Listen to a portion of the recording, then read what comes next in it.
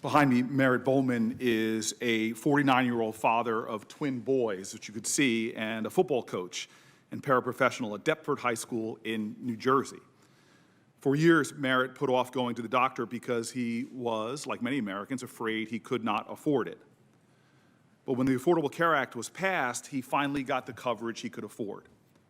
4 years ago, after not feeling well, Merritt made the doctor's appointment and was diagnosed with type 2 diabetes, a disease that affects over 10% of Americans and disproportionately impacts Black Americans like Merritt, who are 60% more likely to be diagnosed with diabetes and twice as likely to die from it. Today, Merritt takes insulin and other medications, and his condition has thankfully improved. Merritt said, and I quote, "Obamacare made it so I was not afraid of the costs of going to the doctor. If I didn't have insurance and didn't get diagnosed, who knows where I would be right now." But Merritt is worried about what will happen if the Affordable Care Act gets overturned. He said, and I quote, "Now I have a pre-existing condition. My insurance covers my medications, my equipment to monitor my diabetes. If that's taken away from me, what's going to happen? I can't afford those on my own." Michelle Luris from Palisades Park, New Jersey, lost her husband John last year when he passed away suddenly at the age of 58. Michelle relied on health insurance through John's job, but when he died, their insurance went away. She was given the option to continue his plan, but she couldn't afford the cost of $800 a month. So Michelle signed up for coverage on the insurance marketplace, where she qualified for a subsidy that made it more affordable. Today, she's insured and she can manage her diabetes, heart disease, and an autoimmune disease because of her coverage. Like Merritt, Michelle also relies on insulin and other prescription medications. If the ACA was overturned, Michelle said, quote, "I could lose my house if I didn't have affordable health care. I would have to sell my home. I like where I live. I don't want to lose my home." People like Merritt and Michelle are understandably scared right now. President Trump has told America he would end the ACA. He promised explicitly that he would only nominate judges that would do the right thing and eliminate the Affordable Care Act.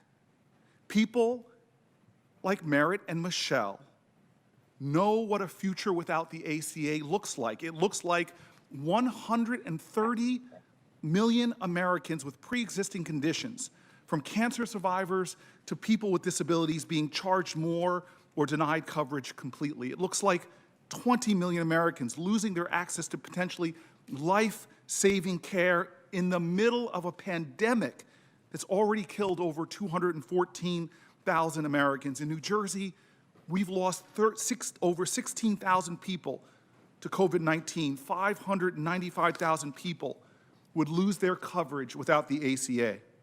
For millions of Americans, a future without the ACA looks like being forced to sell your house if you can't afford your health care. It looks like not having access to a doctor when you're sick. It looks like having to choose between paying for groceries and paying for medicine.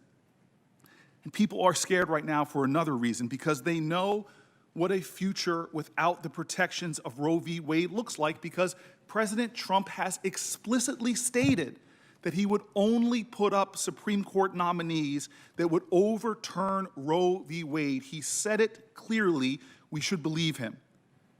And that, without Roe v. Wade, our country looks like people being denied the ability to make decisions about their own bodies, not just while they're pregnant, but being stripped of the right to plan for their futures. It looks like women of color, low-income women, and women living in rural areas who can't just pack up and leave if abortion is restricted or criminalized where they live. It looks like them being left with no options. It looks like state laws proliferating throughout our country that seek to control and criminalize women. It looks like the government interfering with women making the most personal medical decisions. It looks like a country in which states may write laws that could subject women who have miscarriages to investigations to ensure they didn't have abortions.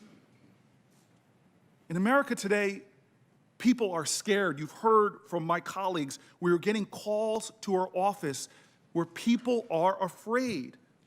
More than 214,000 Americans have died, many of them isolated and alone, away from friends and families. Tens of millions of jobs have been lost. 1 in 3 American families with children aren't getting enough food to eat. More than 100,000 small businesses have closed permanently. Lines at food banks in the wealthiest nation on the planet have stretched for miles. We could be, as the Senate, we should be, as the Senate, working in a bipartisan way to try to get this virus under control, to get relief to people who are hurting, who are struggling, who are afraid, to help people who are unemployed, to let doctors and nurses and hospital staffs putting their lives on the line right now in state after state where COVID is rising, know that we have their backs in a pandemic. But instead of doing anything to help people who are struggling right now, we are here. We're here. I'm so glad, I'm really glad that my colleagues who contracted COVID-19 at the Rose Garden super spreader event for Judge Barrett had access to the care that you and your families needed. That is right. This is a blessing. The problem is the people who will come through here today to wipe down the desks and empty the garbage, that will vacuum the floor, like people all over our country who are working today in factories, teaching children in schools. They don't have direct line to the nation's top health experts. They can't show up to work sick, and they might not have space to distance themselves at home to protect their families. We literally stopped the Senate from functioning with the exception of this hearing. That's why we're here. We're not just 22 days from an election. We're in the middle of an ongoing election when millions of people have already started voting because Donald Trump and most of my Senate Republican colleagues know the truth. They won't be able to get away with this after the American people have spoken in this election. Donald Trump and my Senate Republican colleagues in this room today know that the American people don't want the ACA overturned. Donald Trump and my Senate Republican colleagues know that the majority of Americans actually don't want Roe v. Wade overturned, that the majority of Americans don't want to see abortion criminalized in our states. But that is exactly why we are here today, because Donald Trump and Senate Republicans know that the American people don't want this, so they have to act now. They don't trust the American people, which is so painful because that's what they said. They said we should trust the American people and what the American people say under President Obama 269 days from an election. And then, after that election, they tried time and time again to overturn the Affordable Care Act, but a handful of Republicans stopped them. You see, they tried in the Senate, they tried in the House, over 70 attempts to rip down the Affordable Care Act, but now Donald Trump has said explicitly he's going to do it through the courts by making the nomination we see here today. That's why we are here. The American people should know that that is what this is all about, rushing this nomination through to sit a Supreme Court justice in time to hear a case before the Supreme Court that will end the Affordable Care Act. We're here because in the middle of a deadly pandemic, in the middle of an ongoing election, Senate Republicans have found a nominee in Judge Barrett who they know will do what they couldn't do, subvert the will of the American people and overturn the ACA and overturn Roe v. Wade.